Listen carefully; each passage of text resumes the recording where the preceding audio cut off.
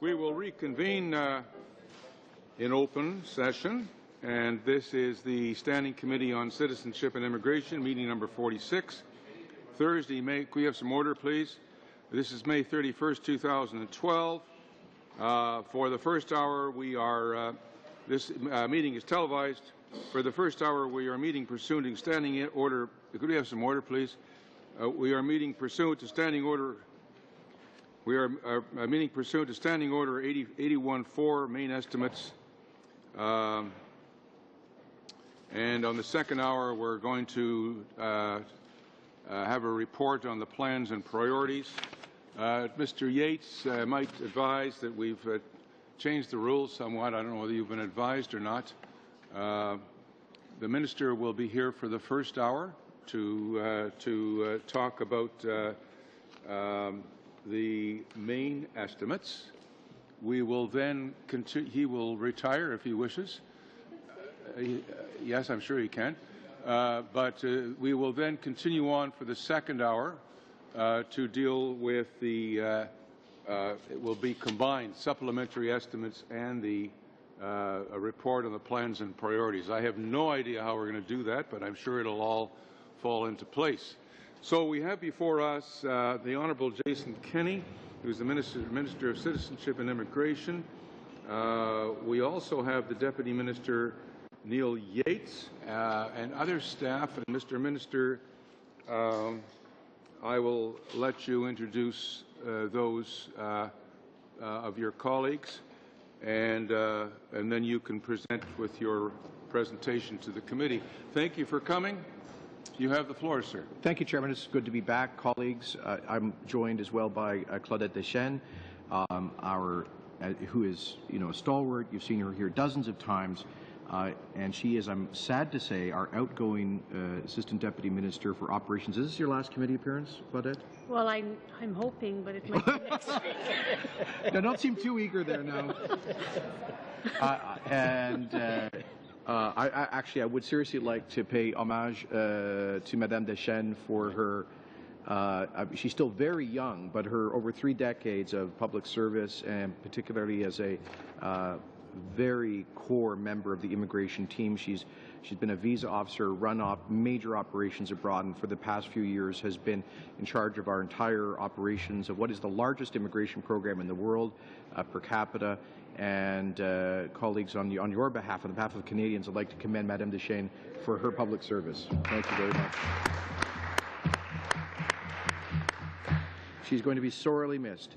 But I'm also joined by Ami Palmachanda, who is the Chief Financial Officer for CIC, and Katrina Tapley, the Associate Assistant Deputy Minister. Colleagues, this is, of course, main estimates, and I know that to those who have been tabled, you've had a chance to review them. In summary, we propose a parliamentary appropriation of $1.54 billion in the main estimates, which is broken down between $524 million in Vote 1, which is essentially operating expenditures, and $963 million in Vote 5, which are grants and contributions, the largest portion of which is funding for settlement services, either through transfers to provinces like Quebec, Manitoba, and BC, or direct contribution agreements with settlement service organizations, plus grants and contributions in departments, in programs like multiculturalism.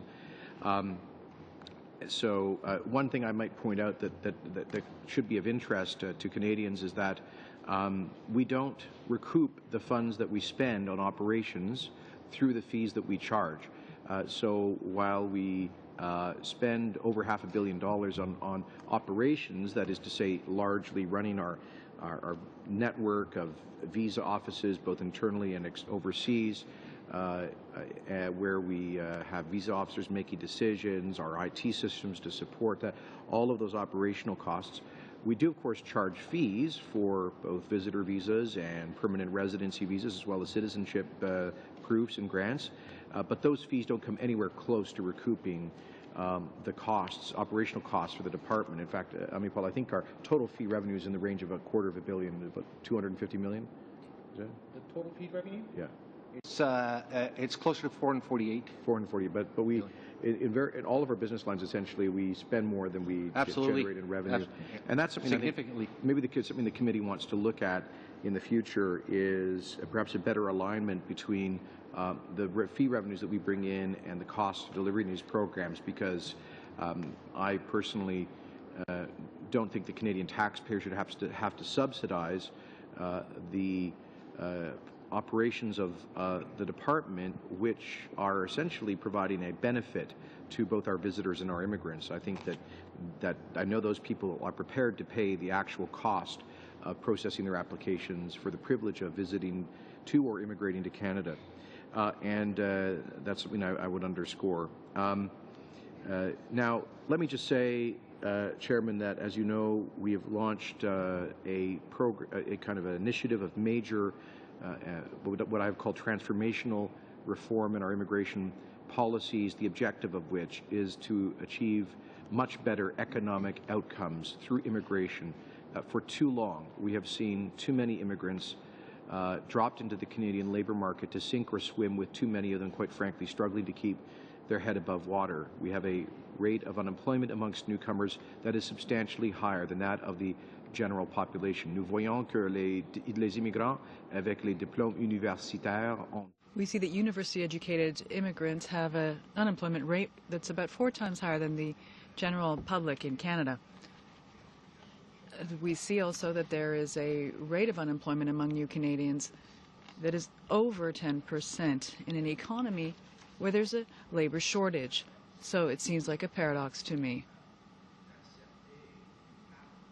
to welcome over 250,000 immigrants into our country where there's a labor shortage, but then many of these immigrants, including economic immigrants, based on their human capital value, are underemployed within our economy. So, of course, there are a number of reasons for that, but the purpose of our reforms is to increase economic opportunities for new Canadians so they may, as much as possible, have access to jobs for that to be organized before they set foot in Canada. We want to increase the number of economic immigrants to Canada who already have jobs set out for them before their arrival, because we have seen, based on our recent analyses,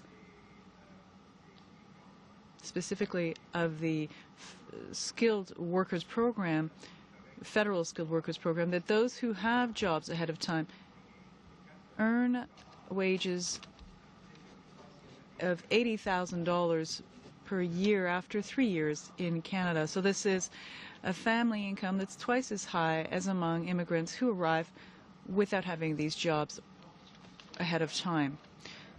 So for us to get to a point where we get better economic results for immigrants, we need to have a quick, effective system that allows us to be more proactive. So recruitment and selection of immigrants is important. So this is the system that we've inherited, and I've been in charge of it for a few years, and is somewhat rigid and quite slow-moving. There are some delays in processing time, there's a backlog, and this is why we've really focused on expediting the system. Flexible system is to deal decisively with the huge backlogs that that the current government inherited. Now, I know the committee did a very helpful report on backlogs. You understand the issue well, but this explains the context of the powers that are proposed in Bill C-38, including to return the some 100,000 pre-2008 applications in the skilled worker program inventory. That will allow us to go from a processing times of several years to processing times of a few months, meaning that employers, provinces, and others will be able to go abroad, actively recruit people who have the skills to be able to work at their skill level upon arrival with the confidence that they will be admitted in Canada if they're qualified within a matter of months. course, we're also looking this summer at pre-publishing a new points grid for the federal skilled worker program based on our extensive consultations, which revised grid is likely to place greater emphasis on the youth of immigrants because they tend to do, younger immigrants tend to do better, on higher levels of language proficiency for those who want to work in licensed professionals, for example, and certainly will privilege those with prearranged employment in Canada, moving them to the front of the line. But we also hope to create a new skilled trades stream. I think one of a very exciting innovation.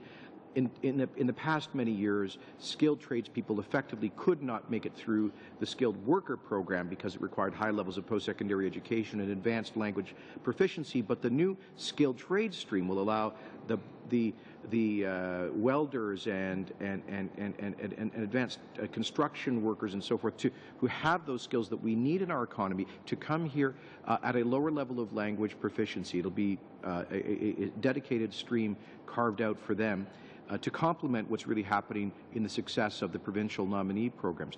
Moreover, we hope with the powers proposed in Bill C-38 to move towards the creation of a pool of pre-qualified applicants, which pool can be drawn down from by employers and perhaps provinces through their PNPs, so that they will be able to identify critical labor shortages, go into that pool of pre-qualified applicants, figure out who meets their criteria, and bring them in as much as possible with prearranged employment. We will also, of course, be moving towards a pre-assessment of the education, the relevance of the education of applicants for immigration to our labor market, so that we no longer bring people in whose degrees and diplomas are unlikely to be recognized by Canadian professional licensing bodies or employers. And eventually we hope to get to a situation similar to that of Australia, where we're able to do a pre-assessment of credentials for licensed professionals that might be administered by the national bodies representing the provincial les ordres professionnels des provinces. Enfin, on va lancer. Finally, we've already launched consultations, to reform to make reforms to the investment stream. I think Canada is not really fulfilling its immense potential as a destination for investors. So we are looking at ways to draw in people who will be making more significant investments in the Canadian economy. If the committee has any ideas as to how to bring about these reforms, we're open to that. These are just some of the many reforms we're making to improve the economic outcomes of immigration, to make the experience of immigrating to Canada better for newcomers and better for Canada. And we are determined to get to that fast, flexible, and more efficient system as soon as we can. And I want to commend my officials for working sometimes quite literally overnight in both the policy reforms and the operational changes necessary to get there. Thank you very much. Thank you, Mr. Minister. And Madame Deschênes, on behalf of the committee, I too would like to thank you for your many hours of service to this committee and to the department. We've appreciated all the assistance that you've given certainly to this particular committee, and I can speak for some of the other committees as well. So thank you very much, and we wish you well in your next stage of life. We have some questions. Ms. James. Thank you, Mr. Chair, and thank you, of course, to Minister Kenney for being here today to answer some of the questions. I listened to your speech, and I applaud the changes that you're proposing for skilled trade stream and so on, but I actually want to speak about something a little bit differently that I didn't hear you mention, and that has to do with the crooked consultants. As a member of Parliament, and I'm sure many of us here, all of the colleagues around this table, we've had the experience of dealing with constituents, people who have themselves been victims to crooked representatives, crooked consultants who give the impression that they can legally provide immigration services to these people. So that's part of the question I'm going to ask. The second part is, besides having victims, we also have those that are basically using crooked consultants to gain citizenship themselves. So they're almost as crooked as the crooked consultants. So we have victims and we have people that are abusing these types of services here in Canada. And so I'm going to, the question I'm going to ask you is that I know that you recently made an announcement that will further strengthen the ability for the organizations that accredit these types of organizations and to crack down on the crooked representatives. Can you please tell us exactly what was announced and how it will help, first of all, the victims who unknowingly use crooked consultants and also the people who are actually abusing it knowingly? Thank you very much, Madam James. This is an issue which this committee spent a great deal of time studying in previous parliaments. When I became minister, I became aware of the great anxiety of many newcomers who had been exploited by crooked and often fake immigration consultants, people I'm now referring to as criminals posing as immigration consultants. I heard stories about people who had given sometimes tens of thousands of dollars in cash to people essentially posing as credible immigration consultants with often the promise of a guaranteed visa, only to find that the person closed up their shop and walked away with the money with no service delivered. There are undoubtedly thousands, perhaps tens of thousands of victims of these scamsters, both here and abroad, which is why I've made it one of my key priorities as minister, with the support of the department, to combat this global industry of immigration profiteers. And we've made enormous strides, first of all through the adoption of the Cracking Down on Crooked Consultants Act, which came into effect in June of 2011, which made it a criminal offense to provide assistance on an immigration application or a visitor visa application at any stage of the process without being a licensed member in good standing of either the designated regulatory body for consultants or the provincial law societies. This addressed the problem of the ghost consultants, and so now anyone who provides advice or assistance, who advertises to do so, promises to do so, must be a registered member of the licensing body. Secondly, we responded to widespread concerns about, frankly, the dysfunctionality of the former designated regulatory organization for consultants that was called CSIC. Concerns about its lack of transparency, lack of accountability, lack of disciplinary action, and a lot of other issues, which is why we went, after a transparent process, selected a new and we think much more credible and accountable regulatory body, the Immigration Consultants of Canada Regulatory Council, which I designated as the new regulator last year. I just gave a status report on the good work being done by the ICCRC.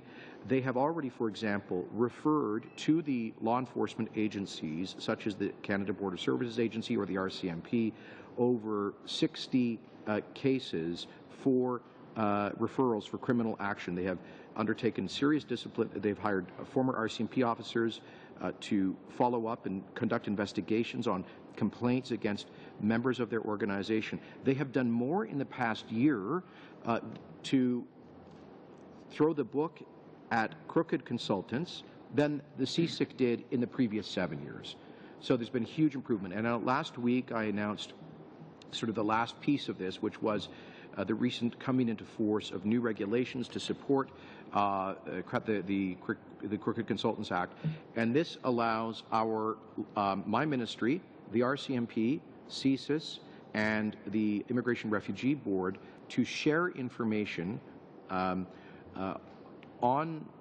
the conduct of ICCRC members with the Council. So what this means effectively is that if, let's say, a member of the IRB sees an asylum claim which apparently is filled with lies and fraud that has been facilitated by an ICCR member or a provincial law society member, the IRB can then refer that to the regulatory body and suggest they might want to take disciplinary action. Or similarly, if one of our visa officers abroad sees a spousal sponsorship application prepared by an ICCRC member or a lawyer that is filled with documentary fraud or misrepresentation, they can then send that now legally to the ICCRC for disciplinary measures. So this means we can crack down on the ghost consultants. The law enforcement agencies and the ministry can refer cases of fraud on the part of representatives to the licensing body, and the licensing body is now much more actively referring apparent criminal acts to the CBSA and the RCMP. So this is, I have to say, this is one of the things I'm proudest about that we've managed to achieve. There will continue to be people victimized, no doubt, and part of this has to be the overseas dimension, because much of this activity happens beyond the reach of Canadian law in the source countries of immigration, which is why I've made it a priority, both for myself and our government, to strongly encourage foreign governments to crack down on the same industry of crooked agents.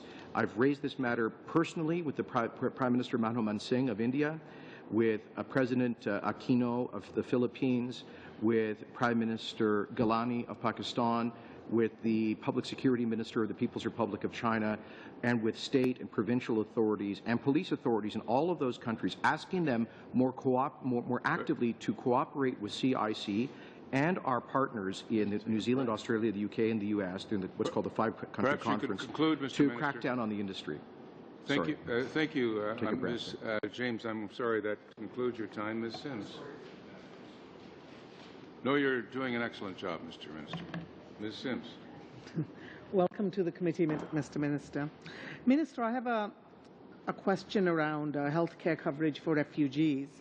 As you know, asylum seekers, many of whom will end up being legitimate refugees, are some of the most vulnerable people on the planet. Many of them are fleeing violent persecution. Canada has always been a compassionate sanctuary, but it seems like those days are numbered under your government.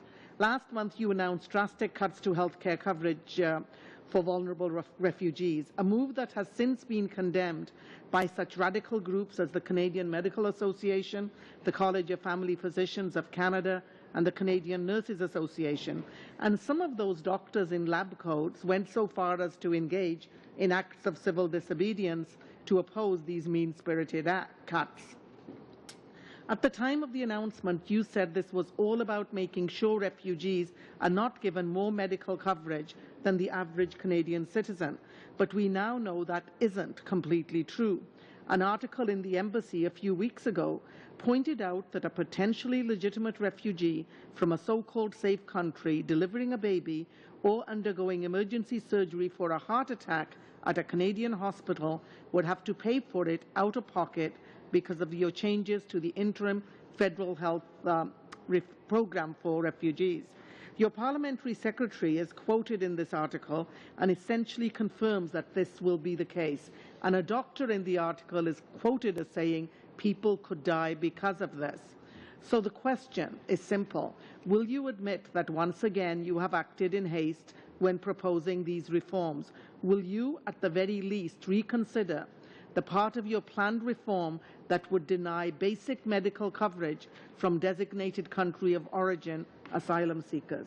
Well, no, I will not make such an admission because I reject the premise of the questions, Madam Sims. You suggested, for example, that we'll deny basic health coverage for refugees. That is completely and categorically false. Anyone, under our reforms to the interim federal health program, anyone who is a refugee, whether a resettled refugee or a successful asylum claimant, will benefit from the same bundle of healthcare services that are available to Canadians. This bundle of services will not include the supplementary benefits that Canadians have to pay extra for, because we believe there is a problem in terms of fairness and equity that working Canadian taxpayers should not get healthcare benefits as generous as foreign nationals who come to this country. We think there is an important equity principle here that we are establishing by eliminating supplementary benefit coverage. So having said that, the only people under the IFH program that will not receive the basic equivalent of provincial healthcare coverage are asylum claimants. They're not refugees, they're claimants coming from designated countries, such as the ones from Europe, over 95% of whom don't even show up for the refugee hearings. And I would argue they have no more of a right to receive publicly funded health insurance than a visitor from those countries. So, Mr.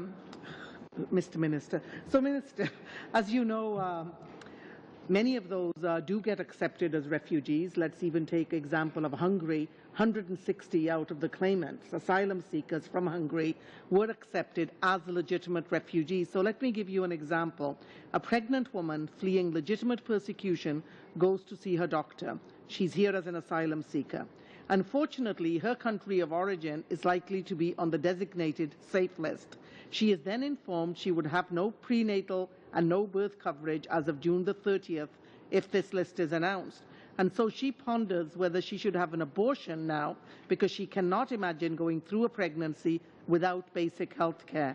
How do you feel about putting a woman in a situation where they have to Ms. choose? Stop the clock, please.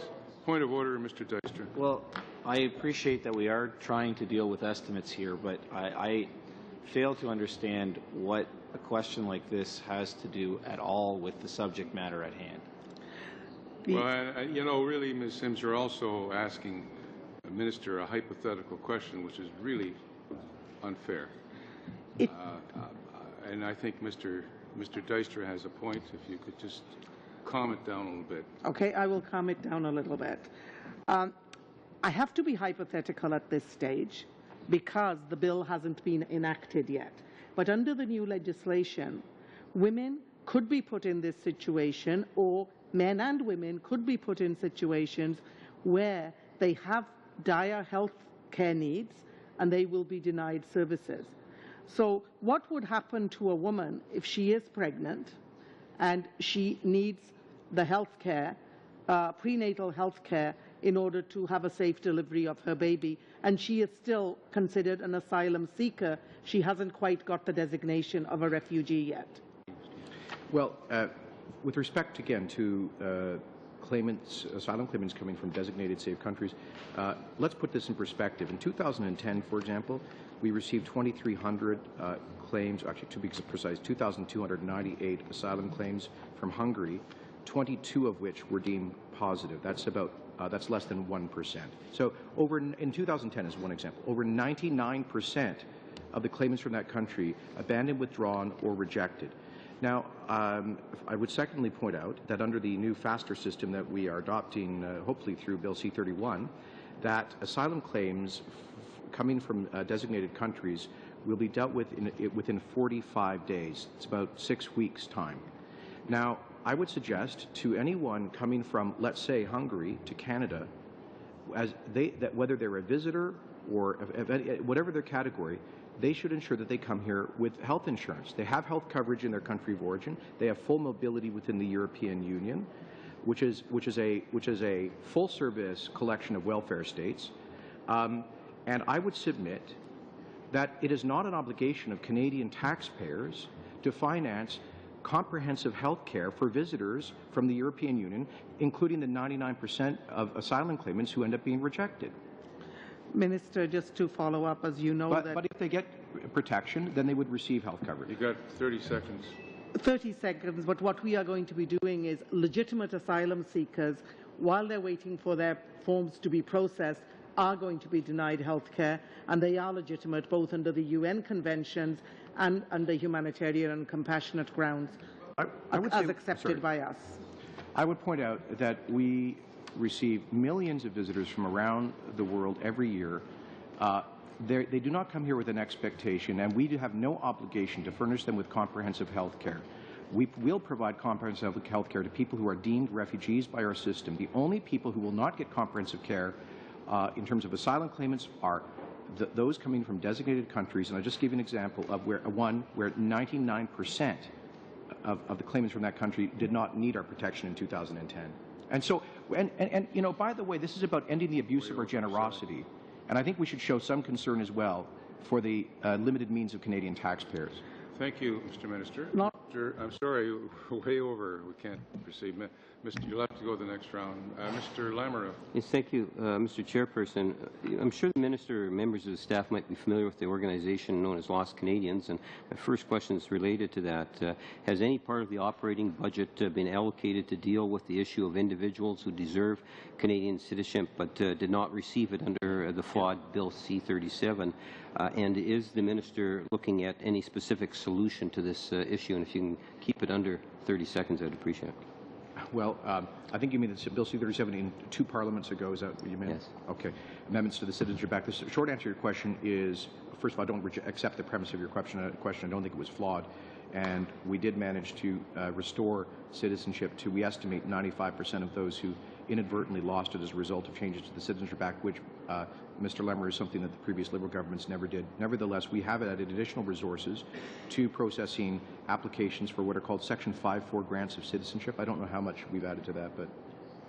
Don't have the exact number. We'll get back to you on the exact number, but we have added resources. And the number of Section 5-4 grants that we've been approving through my recommendation to Cabinet has gone up very substantially, from a few a year to several dozen a year. Okay. And then I'm wondering if the Minister can provide my office a list of those healthcare services under his new system in which refugees would not, and I'm thinking refugees from the continent of Africa as an example, that would not be able to receive, and correlate that to those same healthcare services that the average Canadian that would be on social assistance. That information is available on our website. We'd be happy to provide that to the committee. Wonderful. Thank you. We'll go to the clerk, Mr. Minister. Okay, thank you, Mr. Chair. And having said that, the biggest concern that I have with this particular budget is related to something in which the Minister spent a great deal of time on, and that is the whole issue of the federal skilled worker program. This is something in which I've addressed the issue inside the House of Commons in the form of a question period, believing that the Minister is wrong to delete the applications. I think it's a serious mistake, that this committee needs to be aware of that mistake, and it's something that should be debated, Mr. Chairperson. So what I'm going to do at this time is I'm going to propose a motion. So I would move that the committee requests that the finances to be allocated for the refund of the pre-February 27, 2008 federal skilled worker applications as outlined in Bill C-38 not be expended, and that those applications continue to be processed. And I'll have copies, both English and French, that I can provide the committee members. Well, do you want to debate that and take up the rest of the time? Is that what you're... Sure. That's the risk you run. Yes. Stop the clock for a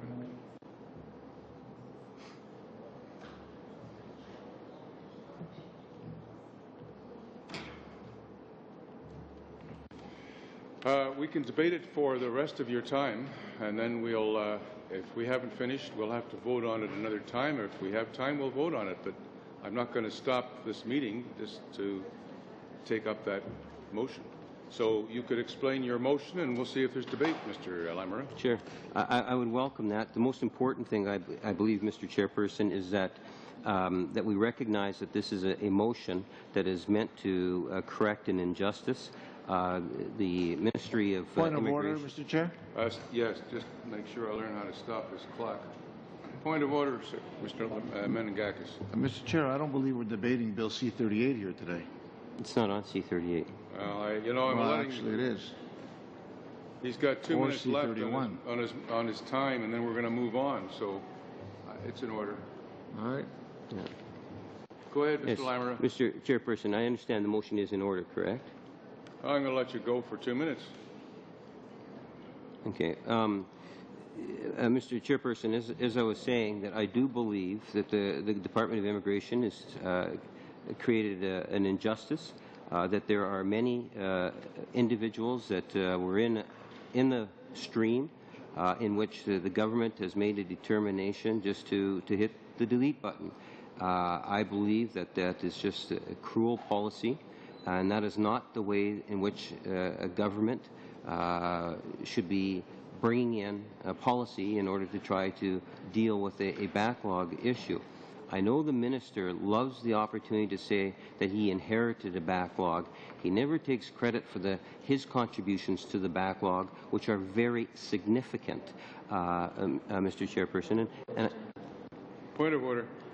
Sorry, Mr. Chair, I'm just going to question your ruling that this is an order. My colleague, Mr. Manigakis, had mentioned that this motion is related to Bill C-38 and that those applications continue to be processed, but you said that it wasn't. But we're in estimates. I'm actually looking right at this motion, and here it is, referenced right in front of me. So I just would question your ruling on that. And if you're challenging it, Chair? I'm actually asking for clarification, sir. Thank you, Mr. Chair. As far as I'm concerned, with estimates, almost anything goes. And in about 30 seconds, we're going to have a vote. Mr. Chair, if I can address the point of order. I've held it twice. You're in order, so I don't know how many times you want me to do it. You're in order, and you have about 30 seconds to conclude your debate. Yes, thank you, Mr. Chairperson. I do believe that it's very important that the government get on the record as to what they believe or how they would respond to this particular motion before we actually have the vote on it. I think that the message that we're sending is just wrong. This is not the way to deal with backlogs, and I suspect that we're going to be entering into all sorts of legal actions that are on the horizon as a result of us allowing the Minister of Immigration to implement this particular program to hit the delete button and deny those individuals that have been waiting for 4, 5, 6 years. And we're just not allowing them to have that. I suspect, Mr. Chairperson, that the government... Okay, Mr. Lamoureux, your time's expired. Is there further debate? All those in favour of this motion? Opposed? Motion fails. Mr. Lung. Just leave it. Thank you, Mr. Chair. I'll bring us back to the issue at hand, talking about the estimate. I'm particularly pleased to see a section of highlights under Part 2, and one of them is that following my recent return from Taiwan, the government of Taiwan is extremely pleased about the fact that it related to the lifting of visa requirements, and that I noticed here that there is a decrease or a saving of $3.8 million. But more specifically, my question has to do is that I noticed that there is an increase of $24.7 million related to the grant for the Canada-Quebec Accord. And based on memory, there was a previous number of saying that happened in the supplementary estimate C. Perhaps you can explain to how this funding for Quebec is determined and how they are calculated on a per capita basis for the settlement funding in Quebec compared to the rest of Canada. Sure, I'll give a general answer, then refer to Amipal. The Canada-Quebec Immigration Accord was signed a little over 20 years ago. It committed the federal government to transferring payments to the government of Quebec to provide for settlement and integration services to newcomers.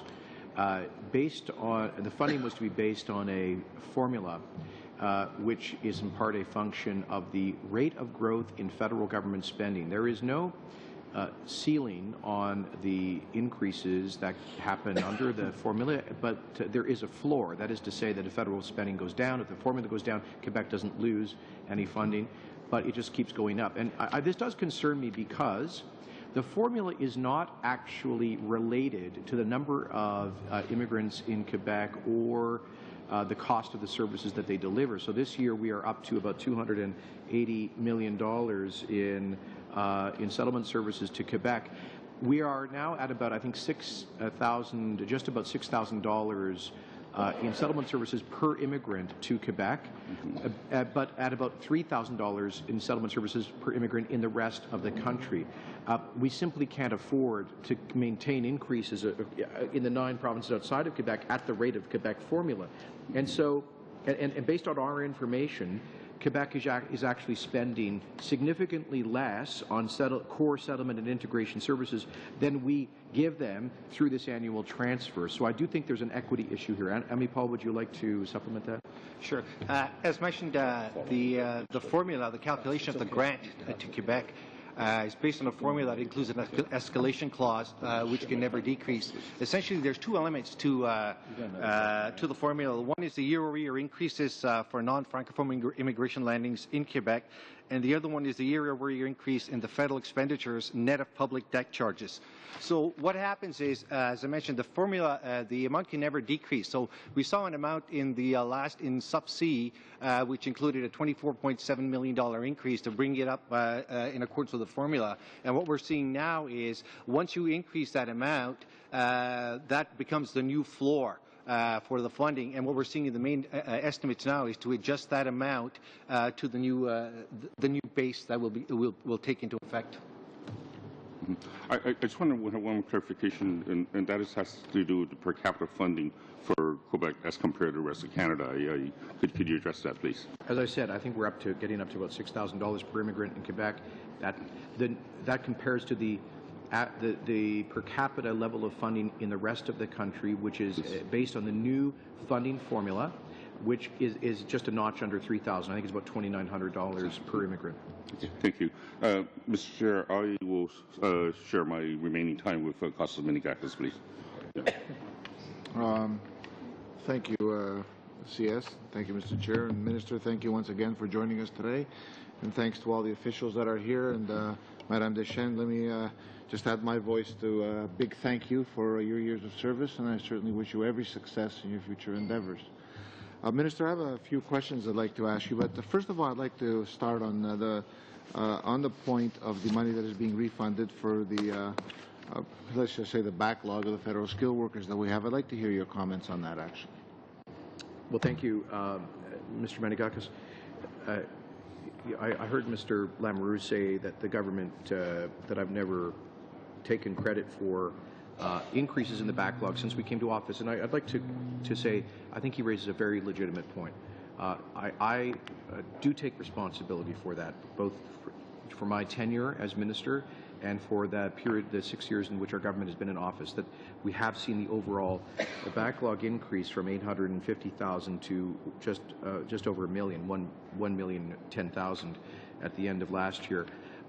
So it has gone up by about 150,000 over that time. And I think actually that underscores the fact that we should have acted faster. Mr. Lamoureux is absolutely correct in his criticism. We should have taken these measures earlier in our government. I think, frankly, it took us a while to fully understand the dynamic of these backlogs, the relentless mathematical logic of them, and to understand the policy remedies to start turning the corner on the backlogs. But frankly, it was in the first 5 years of our government, we were in a minority situation where we had all three opposition parties opposed to any measure that we put on the table to control, let alone reduce, the backlogs.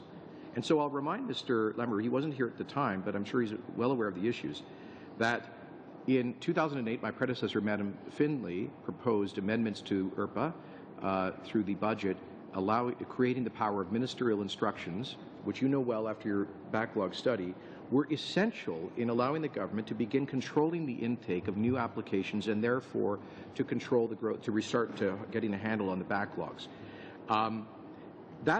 That provision was not only opposed by all three opposition parties, some of them characterized it as racist, as anti-immigrant. They used some of the most vile and irresponsible language possible in the immigration debate to characterize that sensible and moderate effort to control the growth of backlogs. And here's the bottom line. Had we not brought in the power of ministerial instructions and the action plan for faster immigration through those 2008 IRPA amendments, the total skilled worker backlog would have gone from 640,000 up to 1 million by now, instead of having gone down to 320,000, all right? So it would have doubled rather than be cut in half. And we estimate that the overall immigration backlog today would be about 1.5 million as opposed to 1 million. Time's up, Mr. Minister. I'm sorry. That concludes the 7-minute rounds. Ms. Simms. My next question is actually about the temporary foreign worker program and the changes you have announced there recently, whereby employers can now hire and bring in foreign workers at a much faster pace without ensuring that Canadians are available for that work. All the while you're doing this, over 1 million Canadians are out of work and youth unemployment is at 14%. These changes will also allow employers to pay temporary foreign workers 15% lower than the fair market wage. When you couple this along with the restricted access to EI for Canadian workers who have followed the rules and who will now be forced to choose between taking a pay cut up to 30% or losing EI, the result is clear. Wages will be driven down across the board for everyone. The question being, as I look through the Conservative platform, and I would like to know where in this document I can find the section where your party promises changes to the temporary foreign worker program and EI that would drive down wages for Canadians. Well, you won't find such a provision in the Conservative platform because that's a complete mischaracterization of the government's policy. You will find in the Conservative platform that its consistent theme is economic growth, and it does speak, and I'm happy to get you the precise citations, to challenges in our labour market. Here's the bizarre thing. You're absolutely right, Madam Sims, to point out how absurd it is that we are facing 14% youth unemployment, and what is it, 7.2% unemployment overall, in an economy where employers report that there are an estimated 250,000 unfilled jobs. Every demographer, every economic think tank I've seen estimates that by the end of this decade, based on current demographic patterns, we will be looking at between 750,000 and 1 million unfilled jobs in our economy by the end of the current decade. So we are, business groups, whether it's the CFIB or the Chambers of Commerce, individual employers will tell you in most parts of the country, not just the prairies, that the single biggest problem they're facing are labour shortages. Now, Mr. Minister, if I may. So getting back to the platform, I realize what is in your platform. I've read that, but I was looking for where it was referenced specifically, and I didn't find it there, nor did I find raising the age of eligibility for old age security pensions. So I have a follow-up question now on the live-in caregiver program, which has been plagued with problems even though you made, and I quote, significant improvements to the program in 2010. You told caregivers a few years ago they would receive quicker access to PR, but we now know PR is taking much longer. You also told them that you predict the program will be growing, and we know that the program is declining. Caregivers are waiting longer and longer again for their open work permits, as a recent article in the Toronto Star highlighted. The question being, you have said many times that your reforms to our immigration system are in part to help fill labour market shortages.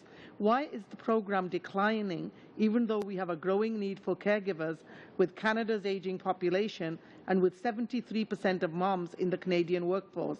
If there are problems in this program, what exactly are they, and why haven't you been able to fix them? That's a typo. It's 11,000. Yeah. All right.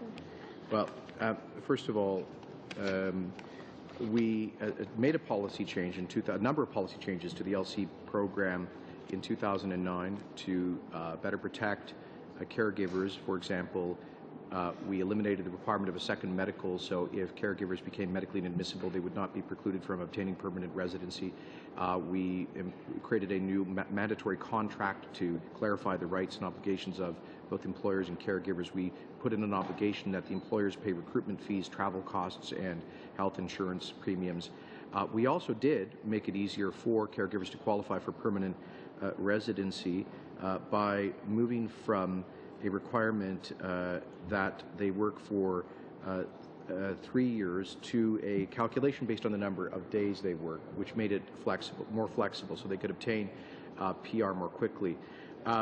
Now, in terms of the reduction in there is no reduction in the program. The program is a demand-driven program. So employers who make a qualified application for a caregiver, that is eventually processed. From time to time, there are variations in demand, and that's reflected in the intake in the program.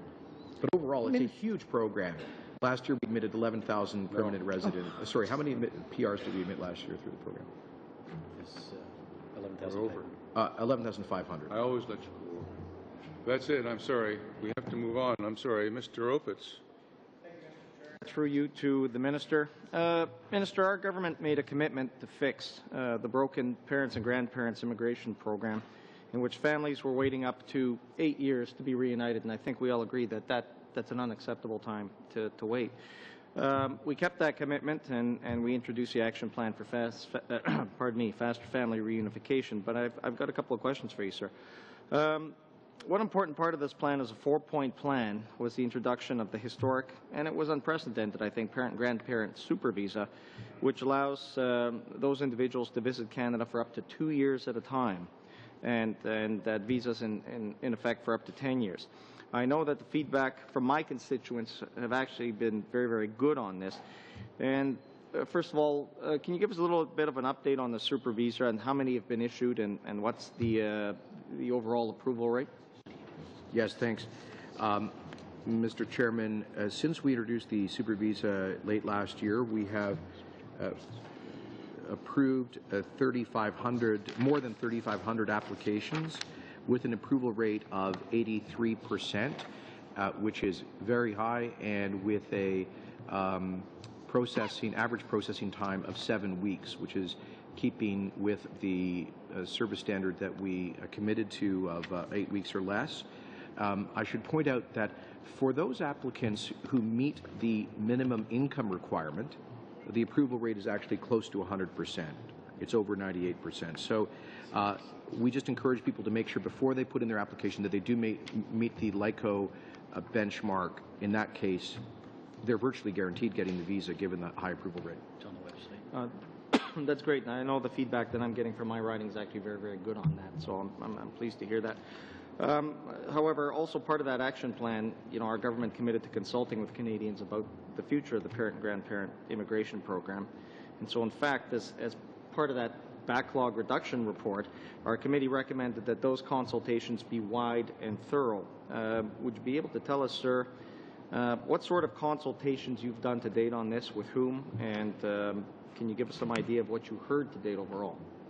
Thank you. Yeah, you're quite right. This is the sort of fourth element of the action plan for faster family reunification. The first element, just to remind colleagues, was increasing by 60% the number of parents admitted into the country as permanent residents through the sponsorship program, going from about 15,000 to 25,000 parents and grandparents this year and next as part of our immigration plan, to draw those people out of the backlog. The second point was the 2-year temporary pause on new applications. Those two measures combined allowing us to, we estimate, cut the overall backlog in half by the time that we reopen the program for new applications at the beginning of 2014.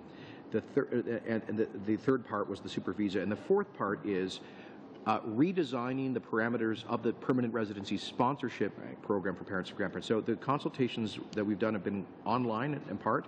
We've received 6,500 online responses, which are now being collated and presented to me.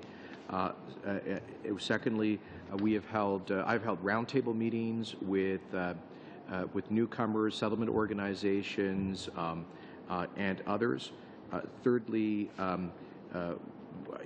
I've been doing, if you will, informal consultations with immigrant communities all across the country on this, and we invite written submissions from people as well.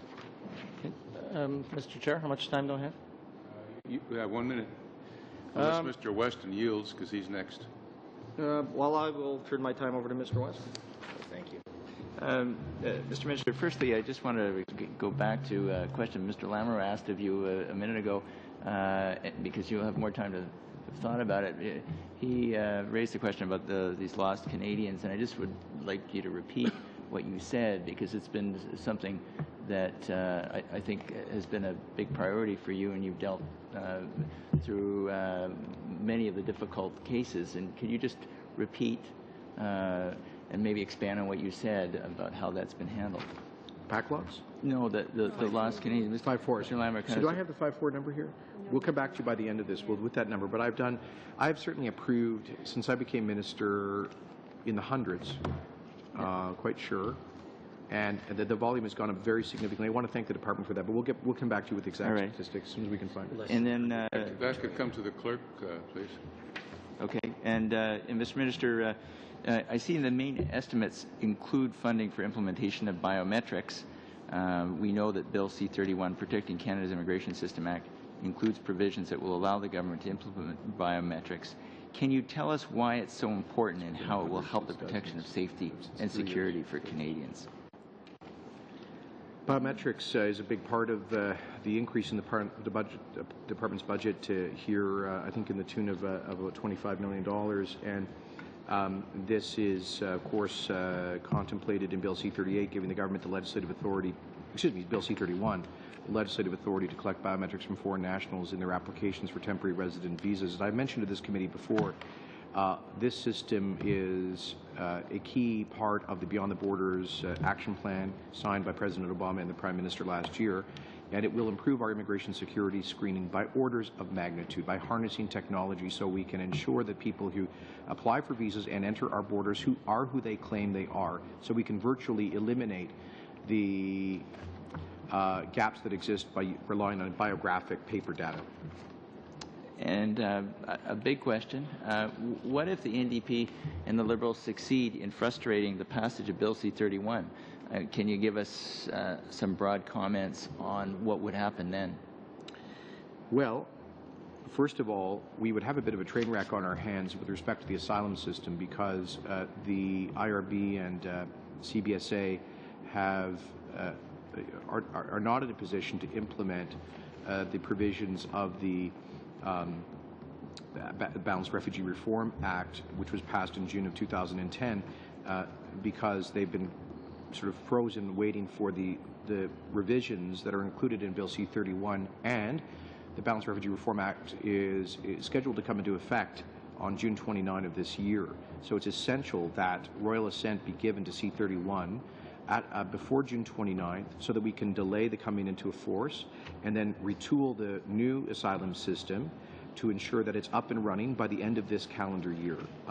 So that's absolutely essential. And I also think if we're defeated, it would send a clear message to the criminal human smuggling syndicates around the world that Canada is a ripe target, that we're not really serious about combating them or depressing the price of their would-be clients. Minister, on that topic, I wonder if you could just perhaps give us some thought about what it cost there is to our economy, to our country, of letting criminals back in the country because we don't have biometrics in place. I have not seen any economic estimates. I have a long list, however, of convicted foreign criminals who were deported and returned to Canada who reoffended. And in one particularly odious case, where a foreign criminal murdered a Canadian police officer after having been readmitted following deportation.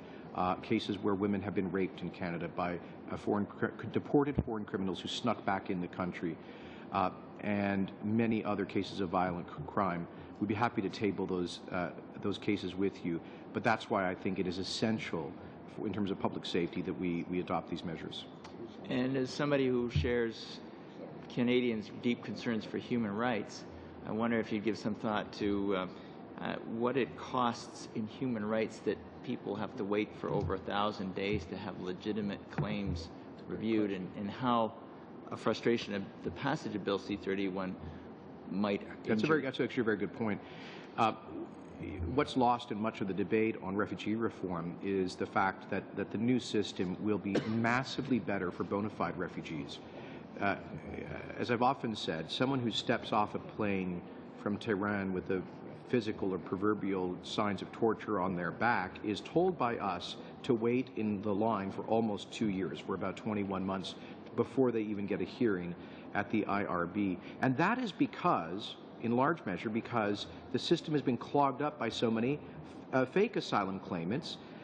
Don't forget, 62% of claims are abandoned, withdrawn, or rejected in our fair and generous legal system. And those people are taking up spots in front of the IRB and sucking up resources and blocking the queue for the bona fide refugees who need our certainty, who need our protection.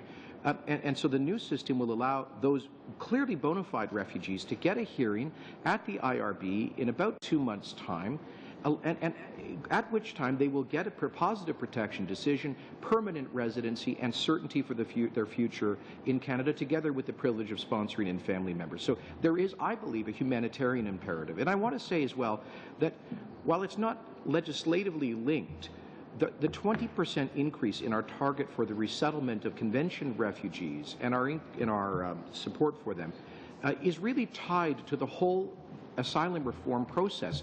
The idea was, if we can reduce the number of false asylum claimants, abusing our country's generosity and using enormous resources, then we can do more to help bona fide refugees, victims of ethnic cleansing, warfare, and persecution, waiting patiently in UN camps around the world for a chance to be resettled to a country like Canada. The deal is crack down on the abuse so we can open the door more widely to bona fide refugees.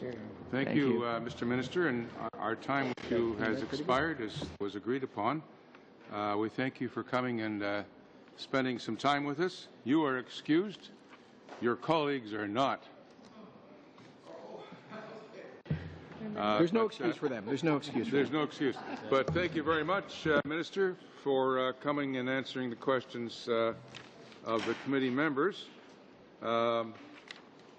Mr. Yates, our procedure gets a little vague at this point, and we'll see how it goes. I think we've agreed that you would make a presentation on the report on plans and priorities 2012-2013, and then we would open the floor for questions on that topic or on the supplementary estimates. So we'll see what happens. But you have the floor to make your presentation. I think we'll up to, well, I don't know, up to 10 minutes. Mr. Yates, thank you very much.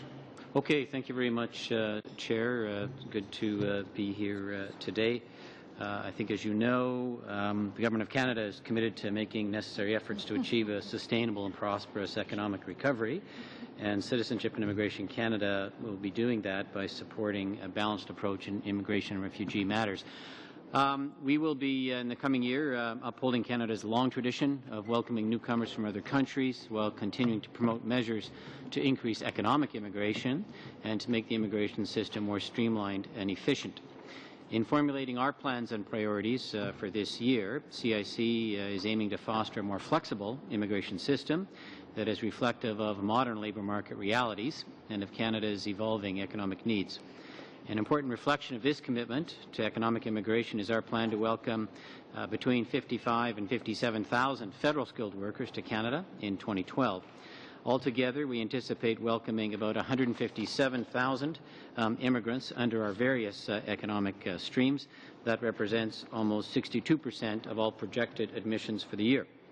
In collaboration with our provincial and territorial partners, we are working to implement as early as this fall a multi-year approach to planning for the number of immigrants we will welcome into the country. This will increase the flexibility of Canada's immigration system and improve its responsiveness to changing economic conditions. We will be modernizing our points system for federal skilled workers in order to place more emphasis on criteria that best predict success for newcomers to Canada, such as official language ability, youth, and educational qualifications independently assessed as comparable to standards in Canada. We'll also make improvements to the Canadian Experience class to improve its responsiveness to labour market needs. Currently, to be eligible to apply, applicants under the temporary worker stream of the CEC must have 24 months of Canadian work experience. And under proposed regulatory changes, we will be reducing that requirement to 12 months. Nous continuerons à moderniser nos opérations. We will continue to modernize our operations and make them more efficient. As members of this committee are well aware, one of the main areas of focus in this regard will continue to be the reduction of backlogs that lead to long wait times and make it more difficult to implement needed improvements. For the federal skilled worker program, one of the greatest challenges comes from the large backlog of applications that have accumulated in the system. And the reason they've accumulated is because, very simply, in some programs, the number of applications we receive each year far surpasses the number that can be processed within the annual levels plan. Not only this, but prior to legislative amendments made in 2008 under the Action Plan for Faster Immigration, the law required us to process every single application we received. The 2008 Action Plan helped us to reduce the backlog of pre-2008 applications by half, and we moved to limit the number of new applications we accept. The fact is we still have a backlog of nearly 300,000 old federal skilled worker applications. And the government, as you know, recently introduced legislation that will eliminate this large backlog of pre-2008 federal skilled worker applications that has afflicted our immigration system. Manifestant son intention d'aller de l'avant, le ministre Kenney a parlé. Going forward, Minister Kennedy has spoken in recent months of the need to do more in future than just passively accept immigration applications and instead actively recruit people to come to Canada to fill specific skills shortages. Like us, New Zealand legislated an end to its backlog in 2003, and it put in place a system where prospective applicants with needed skills, experience, and education can be selected from a pool. We want to explore with provinces, territories, and employers approaches to developing a similar pool of skilled workers who are ready to begin employment in Canada. Area of backlog reduction is the new action plan for faster family reunification. By the end of next year, this plan will reduce the backlog of parents and grandparents by about 50% and speed up the process of recruiting and reuniting family members in Canada.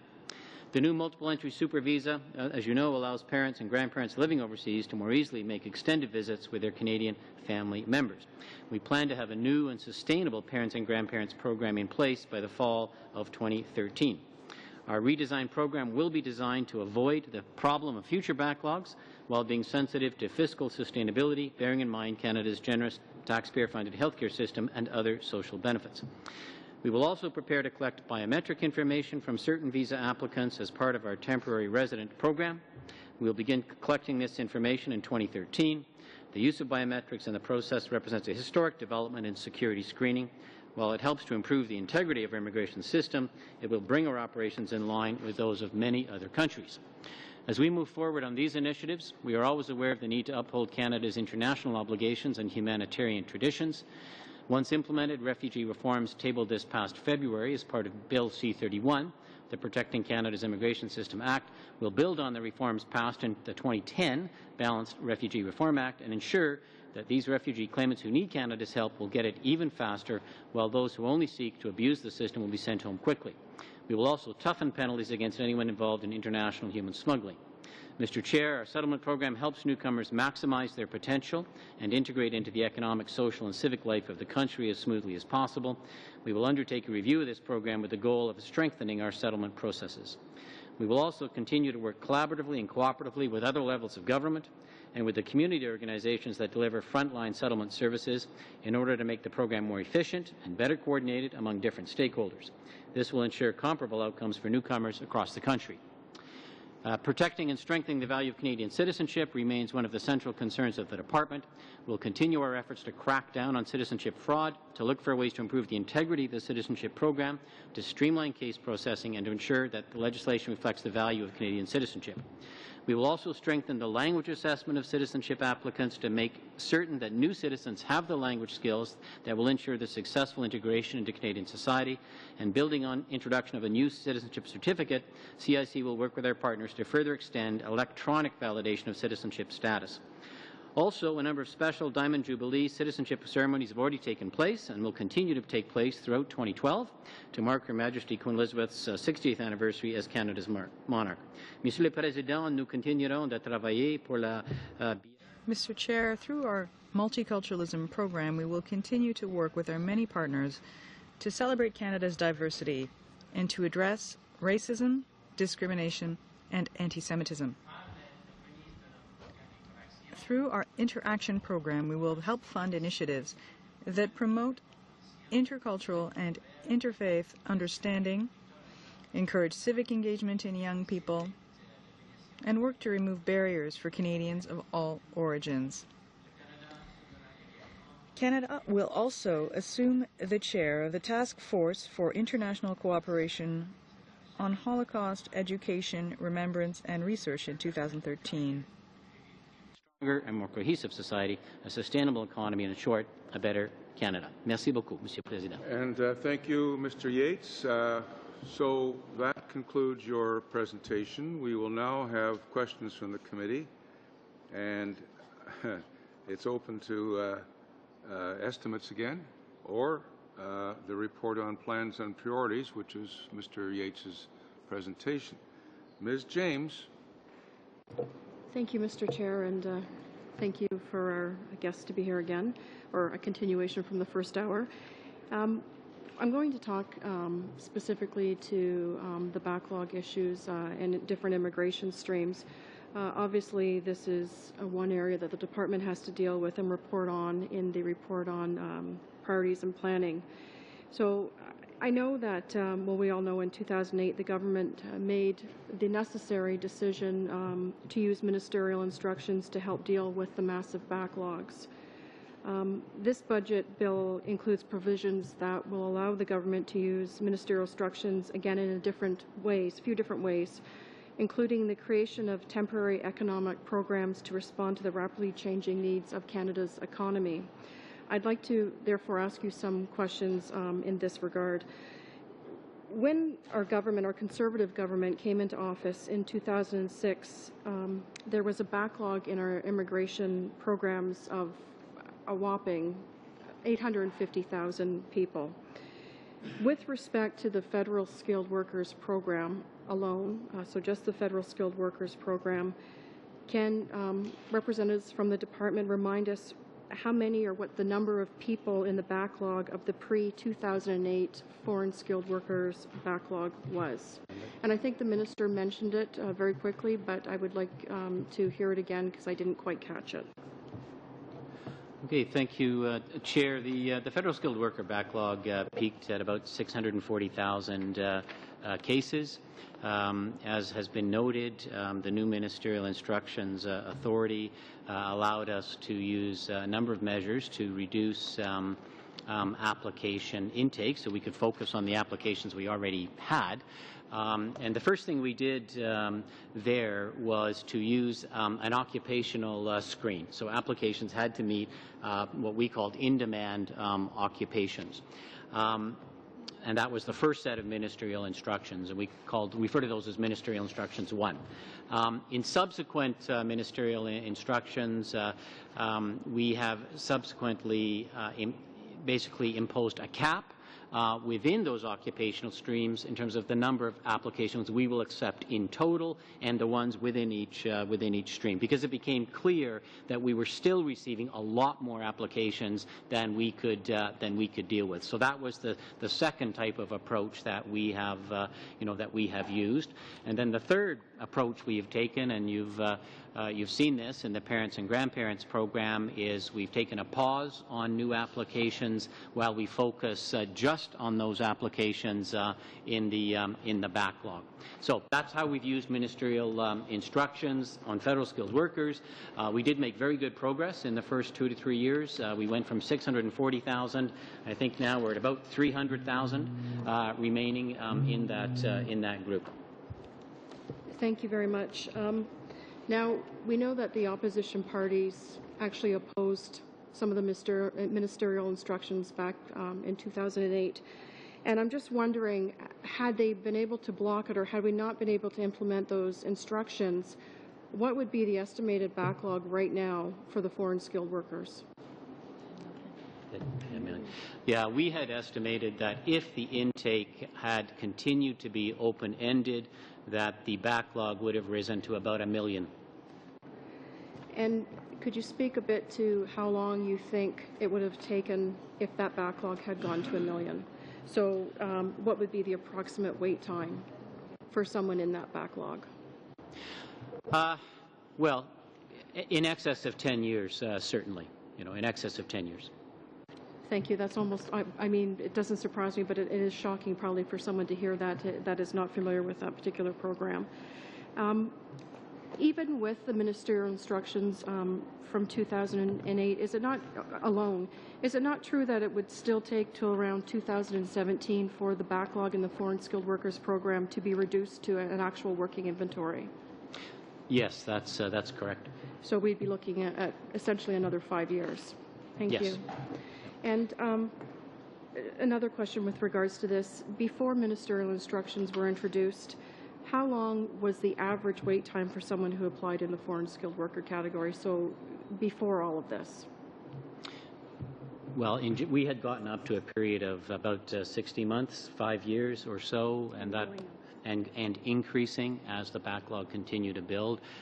That's what happens when you develop a queue and the incoming volume is higher than your output. The backlog grows and the processing time increases as a result. That's the track we were on.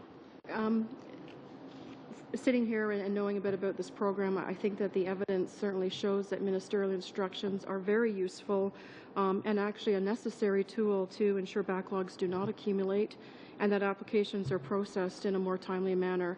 I think it's pretty obvious, but would you agree with that statement? Well, I think from the department's point of view, given Canada's attraction as a source country for immigration, a lot of people want to come to Canada. We really cannot manage an open-ended application system. We have to control application intake, or we end up with unmanageable queues and really, I think, unacceptable wait times for applicants. Yeah. Thank you very much.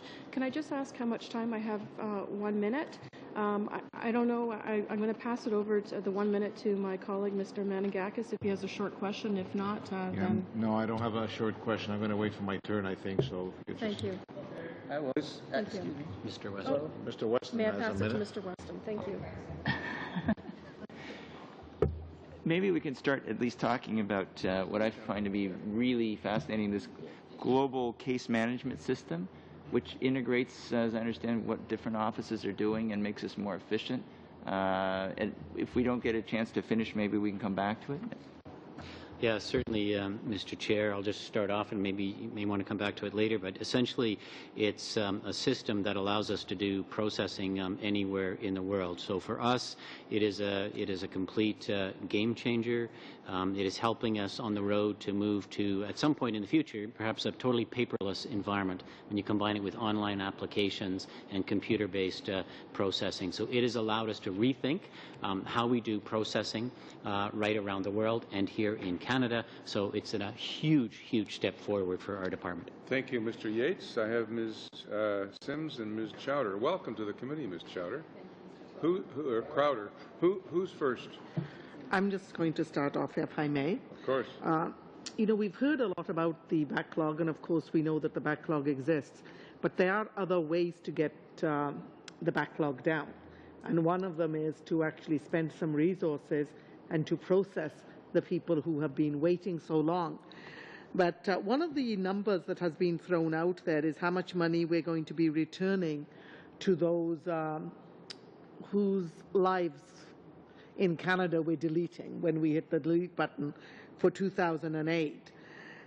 But that can't possibly be the total cost. That's just the fees they paid. Now, have you estimated how much the additional costs will be in order to facilitate that? Yes, we have, Chair.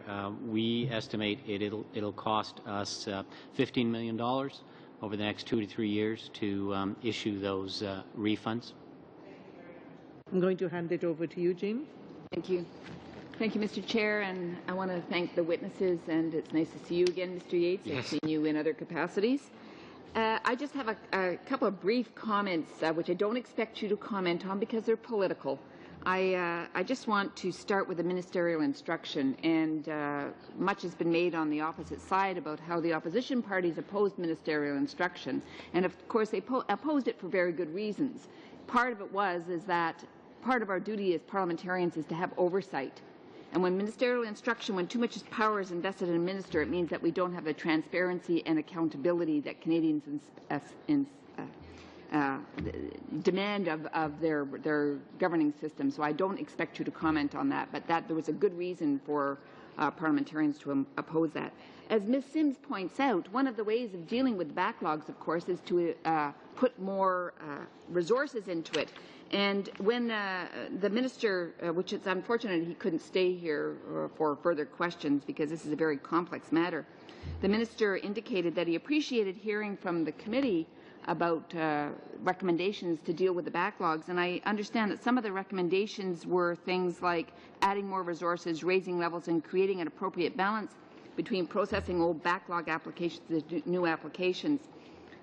Many of us have got very sad stories about wiping out 300. It's an interesting way to deal with dealing with backlogs, and I'm sure the healthcare system and other systems probably would love to legislate away backlogs, but it seems only immigration gets to do that. We've got cases in our riding where people have literally been waiting years to come to the country. It means they put their lives on hold in their own countries. These are skilled professionals.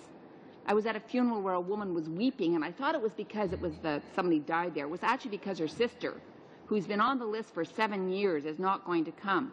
So when the department was making recommendations to the minister, did they consider any of these alternatives in terms of reducing the backlog?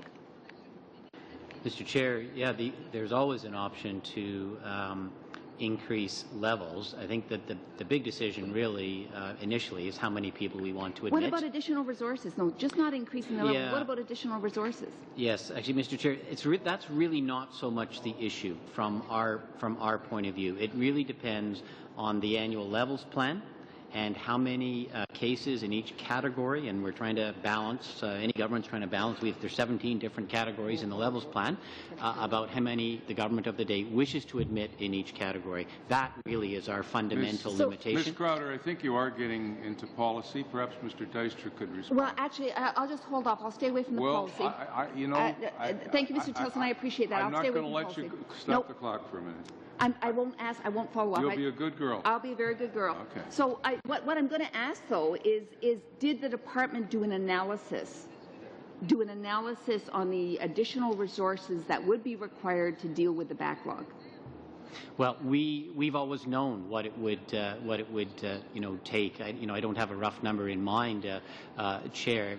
As I say, that really wasn't the issue for us, Chair. It really was how many people do you want to admit, and we will process them. Okay, but back to the analysis. So there was an analysis done on the resources that would be required to deal with the existing backlog. Is that information available to the committee? Well, not specifically, Chair. I mean, as I say, that really wasn't the issue for us. It was how many people are to be admitted under the federal skilled worker category. So my understanding is additional resources was not an option that was being considered. The first question for us, Chair, was the levels. It starts with the levels. Do I have any time left? Well, I'm going to let Mr. Dijkstra comment. You went further. Mr. Dijkstra. Just asking for an analysis. I know you got to test the whole thing, but well, yeah, the analysis was with your assumptions that resources were the only option that may have been presented. It's been clear through the last number of months, in fact years, when you look at the reports themselves and when we actually did the study on the backlogs, it became clearly evident that the issue surrounding what created the issue of the backlog had nothing to do with resources and had nothing to do with staff. It had to do with the volume of intake that we were receiving, and that the processing times, when you actually look at them, are actually extremely reasonable and done very well. The problem is that there is no cap on the number of applications that can be received. Therefore, to your point, Ms. Crowder, in terms of the individual, for example, that you spoke of that had been waiting 7 years, when you have no control over intake and you allow every single individual or family to apply, it is thereby going to create a tremendous backlog, and that is what we've been dealing with over the last number of months and years. 1 minute. Just back to the issue around skilled workers. The minister again made a statement that part of this was to deal with skilled workers. Well, of course, the HUMA committee has been dealing with the issue around labor shortages in this country, and it's not as simplistic as it appears. There is a mismatch between the workers that are available in many cases and the jobs that are available. Did your department do any work with HUMA around assessing that gap, that mismatch? Yeah, we do work with HRSDC in and around labor force projections when we So just on the labor force projections, are you aware that there are many experts who feel that demand-side analysis is inadequate?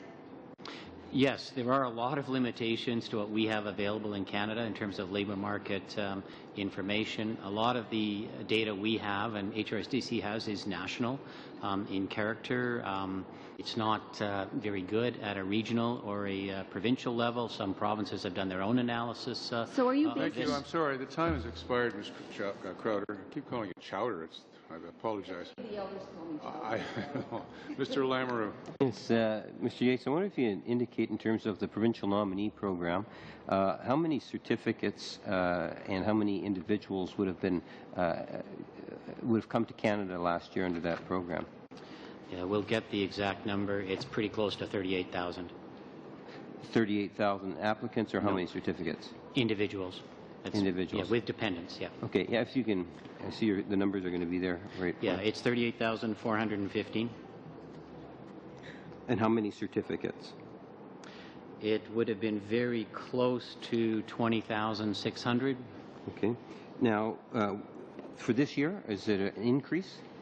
The levels plan target for this year is it's a range, 42,000 to 45,000. Now, are you able to meet the demands of the different provinces? Provinces would all like more provincial nominee spaces. Okay. So we're not able to meet the demand from the provinces? No. No? How is it determined which province gets how many? Well, that, Chair, has proven to be a fairly controversial question. Yes. What happened is that as the provincial nominee program started out back in 2005, there was actually initially fairly limited take-up. And so levels, within our levels plan wasn't really an issue when it started out, and we started out literally with just a few hundred. Right. And then that has grown dramatically, and to the point we're now at a very large economic immigration program, as I've said, 42,000 to 4,500 this year. So we had to basically set levels with each province, and what that meant was the provinces that started up early, such as Manitoba, got actually, relatively speaking, quite high numbers for provincial nominees. Others that started much later, as an example, Ontario, ended up with much lower provincial nominee numbers. Given that Manitoba started much earlier and has been very successful on that particular program, and Ontario is now starting to move forward on that, is the department prepared to give any assurances to the province of Manitoba that they'll be able to maintain, at the very least, the numbers that they've received over the last number of years? Well, we're actually meeting with provinces and territories next week, actually, and we're going to have this discussion in terms of levels planning for 2013 and further years. Okay. There's a sport in India known as Kabaddi. I'm sure the member is aware of that. There was special circumstances were given to players to be able to come to Canada. I wonder if you can provide what's happening this year in regards to Kabaddi players. Yes, we've had some difficulties with that program, Chair, and I'll ask Madame Deschênes to speak to that. So I would just say that it was in a special program. We were trying to work with the federations to make sure that we could process them in an efficient manner.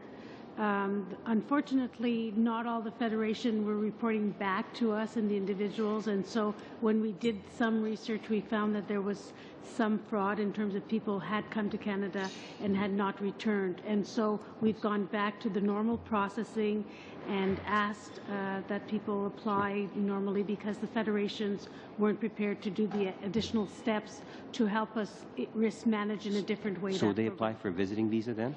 It's a visitor visa. They would apply for a visiting visa. So if, as a member of Parliament and other members of Parliament, if they're approached by Kabaddi players or organizations in Canada, we're to advise them to apply as visitor visas? That's correct. That's correct. Okay. The MIS-1, we make reference to the skilled workers record high was in 2008, correct? Sorry, in terms of the size of the backlog, yes. Yes. Yes. M1S, or the Ministerial Instructions 1, did that not add to the backlog substantially? The intake we took through Ministerial Instructions 1 was higher than we had anticipated. Yes. Right. Yeah. Do you have, what's the actual number, 120,000 or something of that nature? Am I correct? We'll have to check that number for you, Chair. We can provide that, but Okay. it was in excess of 100,000 applications. To the yet. clerk, please. To the clerk, yes. I'm sure you would have the numbers. What I would really appreciate also is the number of applications that were received through our different collection sources in regards to the skilled workers over the last 6 years. If that number could actually be provided through the clerk to committee members, that would be beneficial. Yeah, certainly. Thank you. The time has expired, Mr. Lamoureux. Yeah. Mr. Opitz. First of all, I just want to respond to something on ministerial instructions. They are an extremely flexible tool that helps the minister respond to developments and events and backlogs and so forth that we need to accommodate and to action, so that backlogs don't grow beyond an unmanageable level. And I know that this minister, Minister Kenny, is one of the most responsible, honest, and effective ministers we have. And all you have to do is go to any community in Canada, and they'll tell you that. But I'd like to talk to you, sir, about the report on priorities and planning. One of the department's goals in the RPP, pardon me, is the security of those who enter our country. And they're laudable goals, and I think all MPs can agree with that. But, pardon me, how important is the implementation of biometrics going to be helping you meet that goal? Well,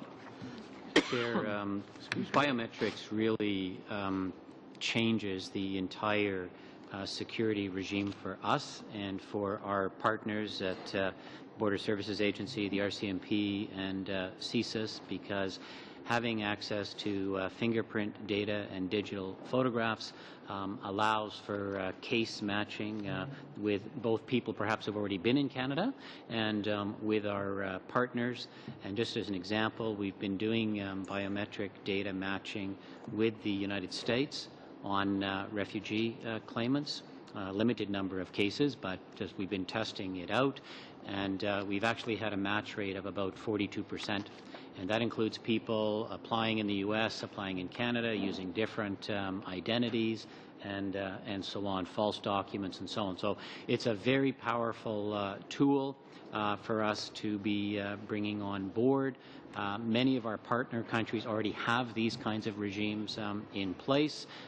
Certainly the U.S. Has those in place, so it'll give us access to other databases that are much bigger than what we have in Canada, and will alert us to problematic cases in a way that we've just not been able to do right now. And I think 42% take on a brand new implemented technology is hugely significant over what we have now, because the 42% improvement over what we have now for sure, because I know as we've seen case after case, criminals have re-entered this country many times, as the minister had talked about earlier when he was here at the last hour. The extreme cases of crimes that were committed and perpetrated against Canadian citizens by criminals that were allowed to re-enter several times, but there are lesser cases of robbery and theft and all sorts of other things that happen in our country. But I'd like to ask, sir, how will biometrics vastly improve the tools we have presently? Because can you describe what we're doing now and how the implementation of this is going to be achieved overall? Yes, I'll start, Chair, and then maybe turn over to Madame Deschênes.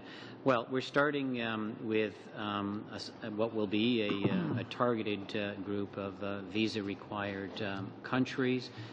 Key issues, of course, will be where we have security concerns, and basically when people apply for a visa, they will be required to provide biometric information. So that information will be collected.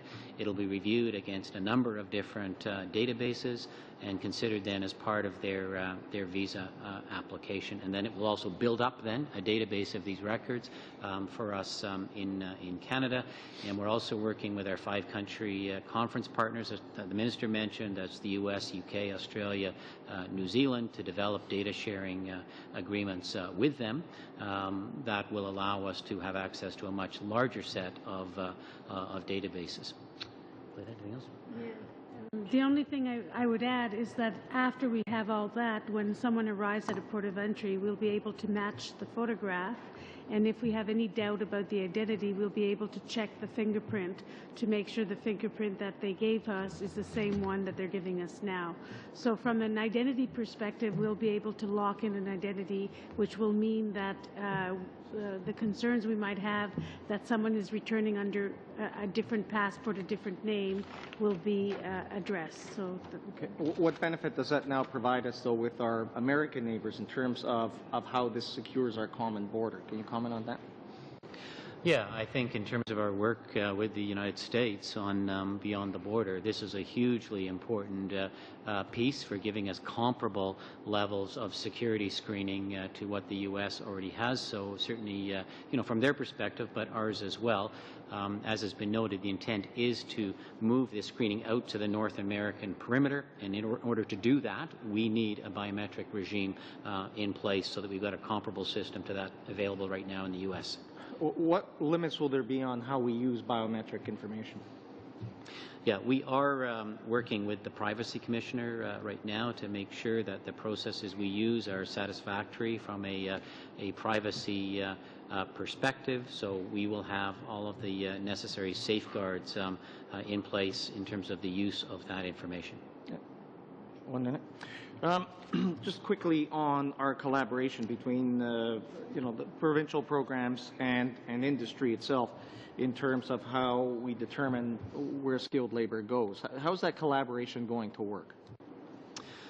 Well, we do a lot of work with provinces and territories in looking at labor market information. As I mentioned earlier, a number of provinces have undertaken their own studies of what their needs are with respect to labor market demand.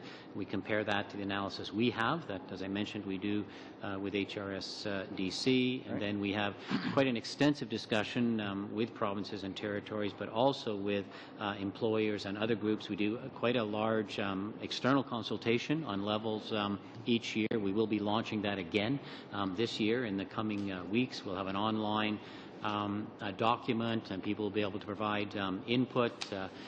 Last year, I think we received nearly 5,000 inputs to the online consultation. The previous year, it had been 1,500. So you can see that public stakeholder interest in immigration levels has really been growing significantly over the past couple of years. Thank you, Mr. Opitz. That concludes the 7-minute round. Monsieur Giguère, vous avez 5 minutes.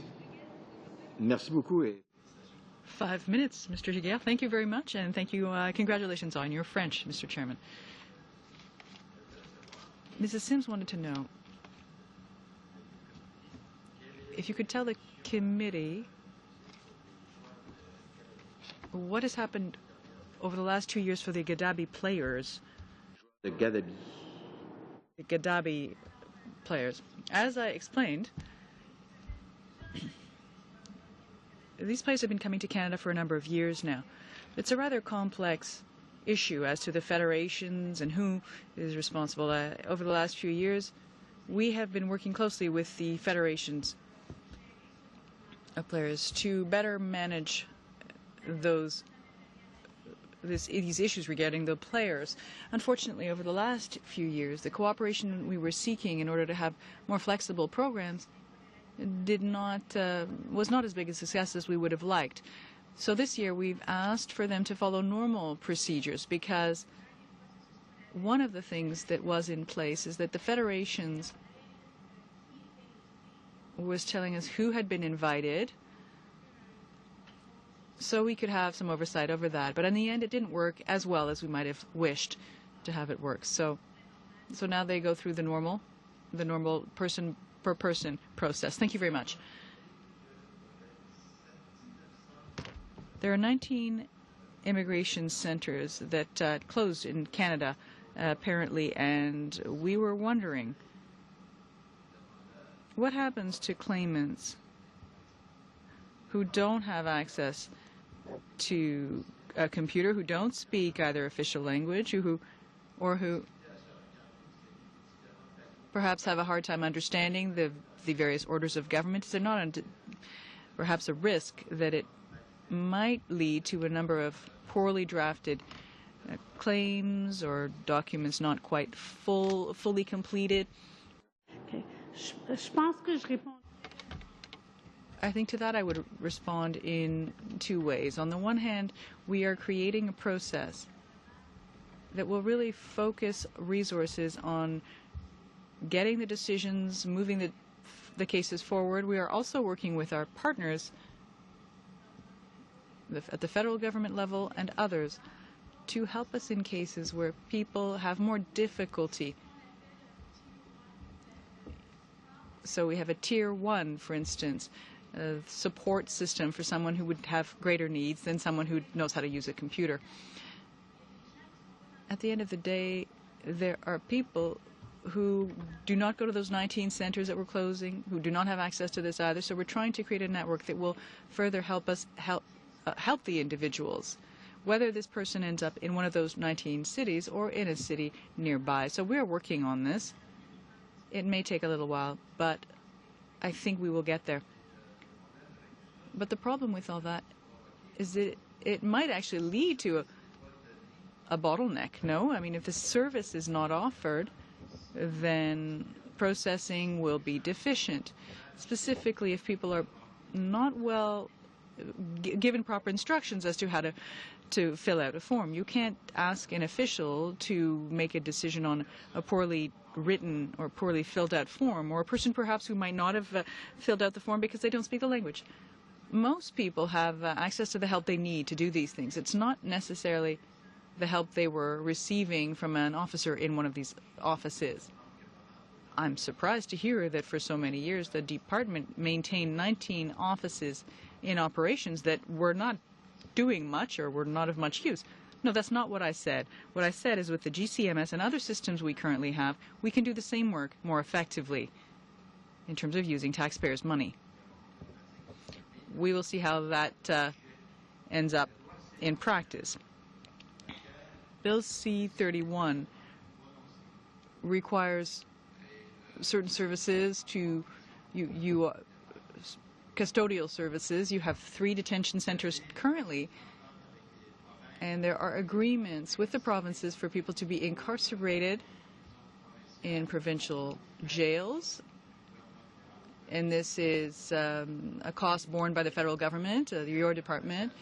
And in your budget, strangely, I do not see any link there with respect to the budget. So, but yet, based on what you yourself have said and the government side has said, incarceration measures that are more stricter are how come you're incarcerating people with no budget? We're over. Yeah, very straightforwardly, Chair. Those funds are provided for in the budget of the Border Services Agencies, not CIC. Thank you. Mr. Long. Thank you, Mr. Chair. In the report on priorities and planning, I believe integration of newcomers is an important goal as the department works toward a system where we select the right immigrants for into the future of Canada. And of course, these selection criteria involves language skill, age, relevant skills, education, and so on.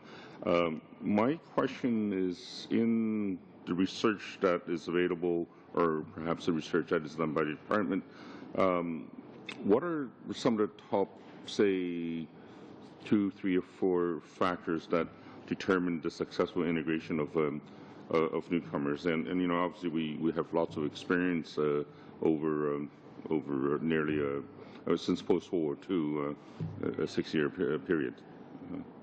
Yes, thank you, Chair. We do carry out a program of research, and actually we're working with provinces on this as well in terms of trying to maximize the effectiveness of settlement programs. In terms of the research we've undertaken, the single most significant factor in terms of integration, both economically and socially, has been language ability. So we actually spend quite a bit of money on language instruction, and we've been doing a better job about language assessment as part of immigrant selection. Second major issue is assessment for employment and employment support. So again, we work with a whole variety of partners to help immigrants enter the labour market here in Canada. The third issue, and related to the second one, has been issues of credential assessment. As members of this committee will know, there's been a significant barrier to immigrants for many, many years here in Canada. So we are moving and proposing to move to a regime whereby credentials would be assessed as part of a federal skilled workers application, and that will give us a much better sense of whether those credentials are actually relevant for the Canadian labour market. Mm-hmm. Would it be possible for you to supply some of these reports via the clerk to the committee for our records? Yeah, certainly. On the credential assessment area, much of Canada's foreign professional bodies are very much provincial based, and my question has to do with in my personal experience, although I was educated in the United States, when I came to Canada, I still need my professional credentials evaluated or assessed. Perhaps you can describe for me or give us a sense of what direction we're heading, how it dovetails with those that are English-speaking countries versus the world at large. Yes, thank you.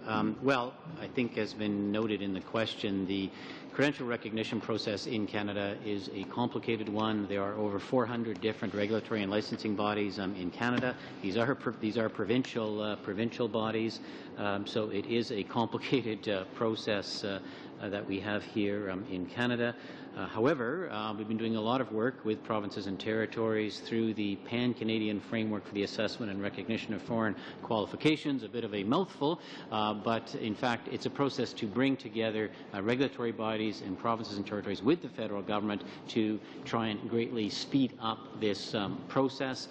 What we've done is used a series of priority occupations. There have been 2 groups of those to date, and these occupations and professional bodies basically have signed up to ensure that applicants who are looking for registration or licensure will get a definitive response within 12 months.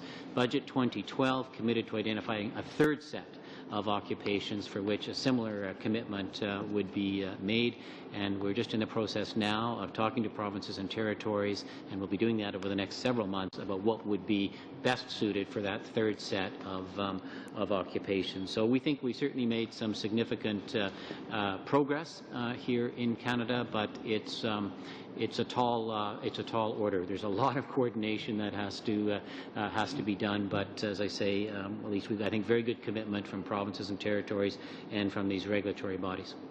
Thank you, Mr. Lung. Mr. Weston, you will have 3 minutes, and then we will vote. All right.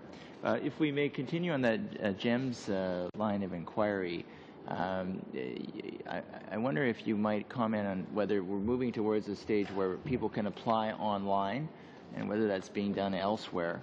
And then thirdly, if you might draw a comparison with the U.S. or any other comparative country in terms of how their application of GEMS has facilitated their system.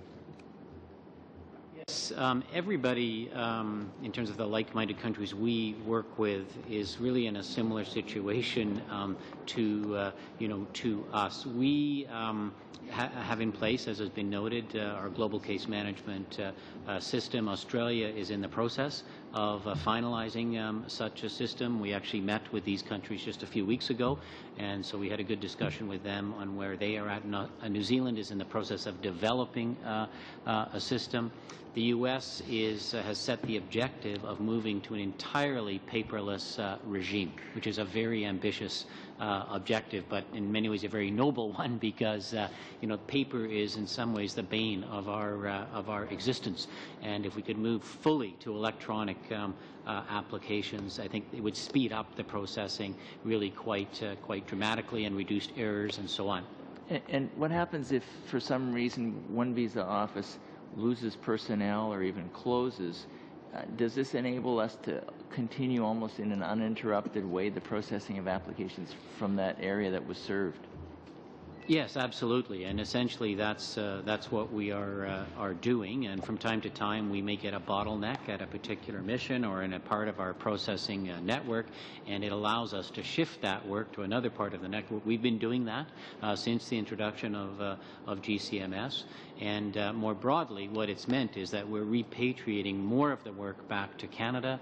We're sorting it out more on our risk basis, and basically maintaining the high-risk work in the missions overseas where you need that local knowledge and local contact. But in many of the missions overseas, significant proportion of the work, in fact, is quite low risk, and that work, much of that work can be done in Canada. And it's much less expensive to do the work in Canada than it is to do it anywhere overseas. Are there any places in the world right now that you can point to where there's been a particular benefit where we've had to curtail missions and the GMS program has helped us manage? Yeah, well, I think I can maybe give two examples to that. Sometimes international circumstances develop that require us, in fact, to leave a particular country. That has been in the case in Syria recently. So GCMS allows us to do that processing from alternative locations, and we're actually using video conferencing now to do interviews with refugee claimants. So that's not something we could have done in the past. And then where we have, say, a very low-risk movement, we are closing the immigration section in Tokyo. There is virtually no permanent immigration from Japan to Canada these days, hasn't been for a long time. It's mostly a student movement and a worker movement, very low risk, very high approval rate. We can do that work elsewhere, and that's what we're doing. Thank you, Mr. Weston. That concludes our time. We will now vote on the supplementary estimates. But first, Mr. Yates, Madame Deschênes, Mr. Mashenda, Ms. Tapley, I want to thank you for coming and answering the questions of the committee. We've appreciated your assistance on a wide variety of topics, and you are excused. Thank you very much for coming. Members of the committee, we will now vote. It will be very simple. It's the adopting and reporting of the supplementary estimates A, 2012-2013.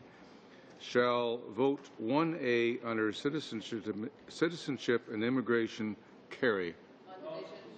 On division. Shall I report the supplementary estimates A to the House? On division. I will do so on Monday afternoon. Unless there's anything else, we will adjourn this meeting until next Tuesday at 3:30. And we'll see what happens then. Thank you.